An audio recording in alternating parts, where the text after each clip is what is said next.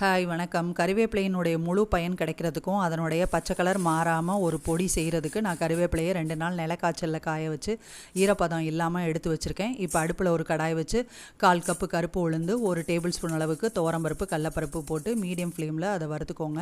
அதிலே வந்து 1/2 spoon பெருங்காயமும் 1 spoon ஜீரகம், மிளகு போட்டு அதை நல்லா ஓரளவு செவக்க வறுத்துட்டு அதை வந்து பிளேட்டில் மாற்றிக்கோங்க. 2 ஸ்பூன் எண்ணெய் விட்டு ஒரு 6-7 வரமிளகாய், 7-8 பூண்டு இடித்து சேர்த்துக்கோங்க. ஒரு கொட்டை அளவு புளியை போட்டு அதை வறுத்துட்டு அதை பிளேட்டில் மாற்றிக்கோங்க. இப்போ கருவேப்பிலையை போட்டு அடுப்பு வந்து சிம்லே இருக்கட்டும். ஒரு பெரட்டிட்டு அதை வந்து பிளேட்டில் மாற்றிக்கோங்க. இப்போ உப்பு தேவையான அளவு போட்டு அதை வறுத்துக்கோங்க. உப்பை வறுத்துட்டிங்கன்னா உங்களுடைய பொடி வந்து நல்லாயிருக்கும் 2 மாதத்துக்கு. இப்போ ஃபஸ்ட்டு பருப்பு போட்டு அரைச்சிட்டு அதில் தேவையான அளவு உப்பையும் போட்டு அரைச்சிக்கோங்க. அதுக்கப்புறம் கருவேப்பிலையை சேர்த்து அரைச்சிங்கன்னா ஒரு சூப்பரான க்ரீன் கலரில் கருவேப்பிலை பொடி ரெடி ஆகிடுச்சு. இது இட்லி, தோசை, சாதத்துக்கு சூப்பராக இருக்கும். நல்லெண்ணெய் ஊற்றி தொட்டு